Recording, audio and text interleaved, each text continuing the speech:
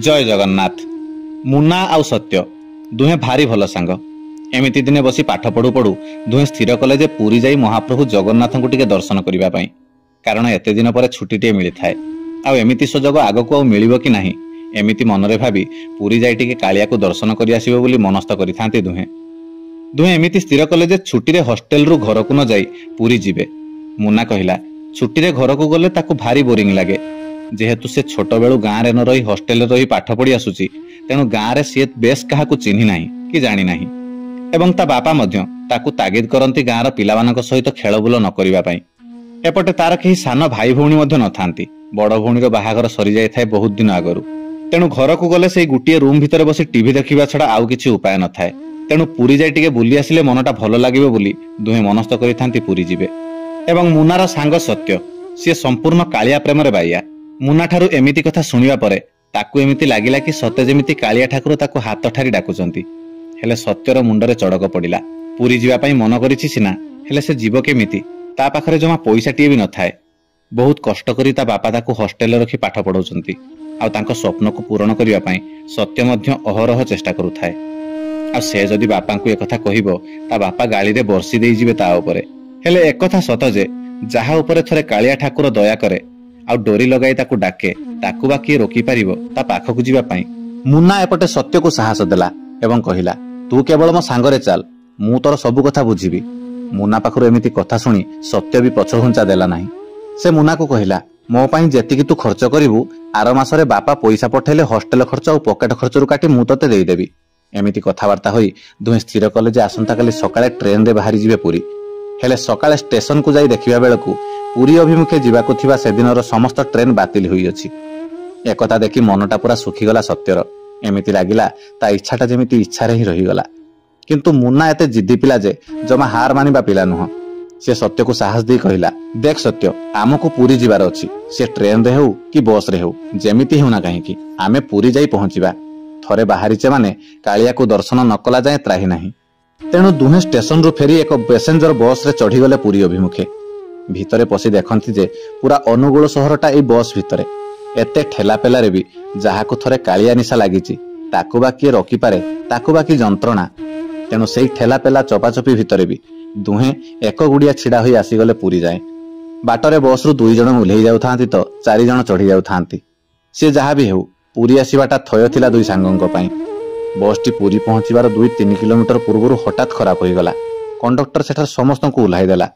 जीए जहार रास्ता धरी पुरी अभिमुखे चलिले आउ ये दुई सांग अन्य किछि उपाय न पाई एक रिक्शा माध्यम रे आसी शेषरे पहुंचिले पुरी बड़ दांडरे श्रीमंदिर सामनारे। पुरी महाप्रभुंकर बड़ दांडरे पाद देउ देउ देहर क्लांति सबुतक मेंटी गला। महाप्रभुंकर नीलचक्र और पतित पावन बाना को चाहि सेठु मुन्ना कहिला सत्य चल प्रथमे समुद्र कूल को जीवा, समुद्र रे गाधेइबा टिके मजामस्ती करिबा तापरे जगा दर्शन पाई मंदिर को फेरिबा।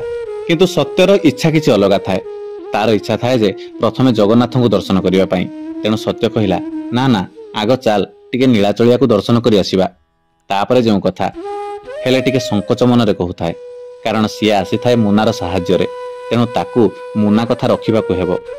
एमितिरे सिए जेते अपेक्षा करिवो ताकू जगा दर्शन करिबारे सेते मजा आसीबो।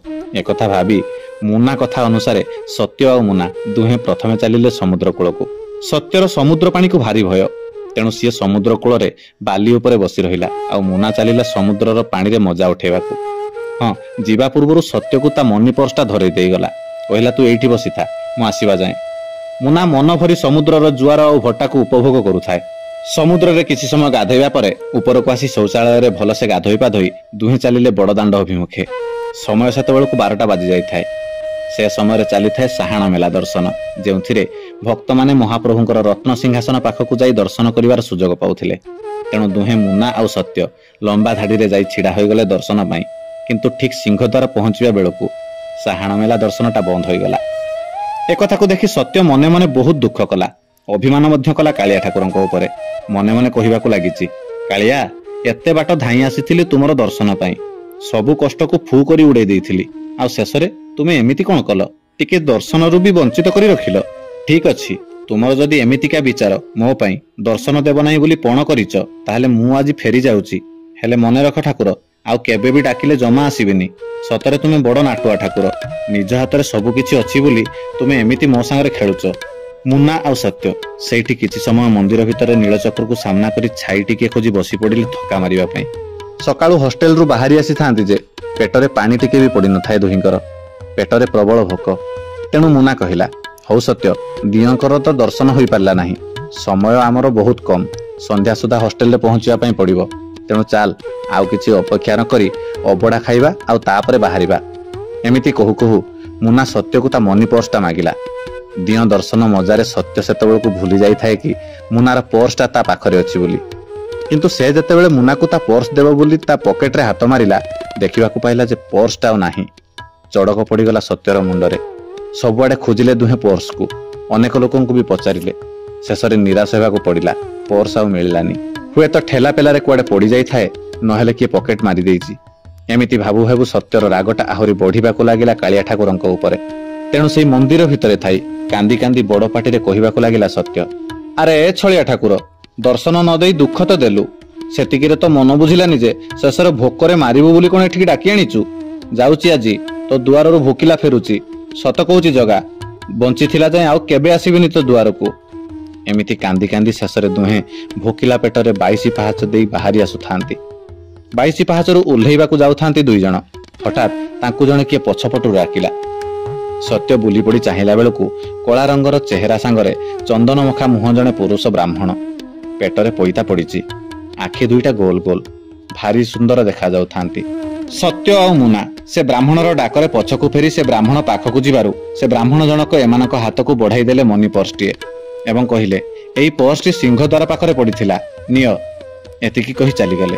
पर्सटी देखी जानिबाकू पाइले जे से पर्सटी मुनार, जहा एमाने हजेई देइथिले एवं हजेई देई निजे गाली करुथिले कला ठाकुरंकू। पर्सटी पाइला परे दुहिंको मुखमंडल प्रसन्न दिसिला। हठात पर्स आडू नजर फेरई नहीं से ब्राह्मण को धन्यवाद देवा पई चाहिला बेलकू सेठारे से ब्राह्मण आउ नथिले। आश्चर्य आश्चर्य होई एणे तेणे चाहुथांती दुहे। ब्राह्मण को खोजुथाए दे दुई जनकर चारि आखि। मने मने भाबुथांती, ये कोन सतरे कालिया ठाकुर? अभिमान रे कहि देई कांदी पकेइली बोली रत्न सिंहासन छाड़ी आसीगले मनी पर्स देवा पई। नहेले आमे तो काहाको पर्स हजिछि बोली कहि नाहु, ताहेले ये केमिति जानिले से पर्सटा आमर बोली? भावरे झरी पड़ुथाए दुई जनक आखिरु लुह धार धार। आखि लुहरे सबु किछि झापसा पड़ीगला किछि समय पई। आखि आगरे नाची उठिला गोटिए घटना। एमिति लागुथाए स्वयं जगन्नाथ सेई 22 पाहाचरे जेमिति छिड़ा होइचंती।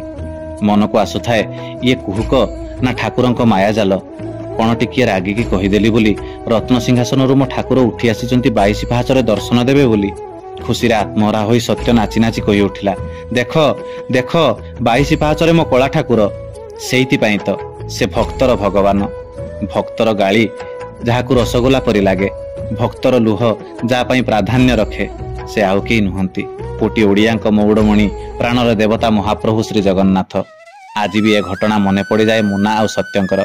मने पड़ी गले आखिरु झरी जाए दुई ठोपा लुह महाप्रभुंक चरण स्पर्श पई। सतरे अलौकिकता लीला, अलौकिक से जगन्नाथ। महाप्रभु जगन्नाथंक लीला और खेला जेते कहिले भी अतृप्ति हेबो। सुंदर अनुभूति आज्ञा मुना आउ सत्य दुई सांगंकर। आज पई एतिकी रहिली, पुणी थरे देखा हेबो आउ एमिति सुंदर एक भक्तर नुआ अनुभूति कथा सह। से पर्यंत मते विदाय दियंतु। महाप्रभु जगन्नाथंकर जय हेउ। तांको नाम गाई गाई ए जीव जाऊ। जय जगन्नाथ, जय जगन्नाथ, जय जगन्नाथ।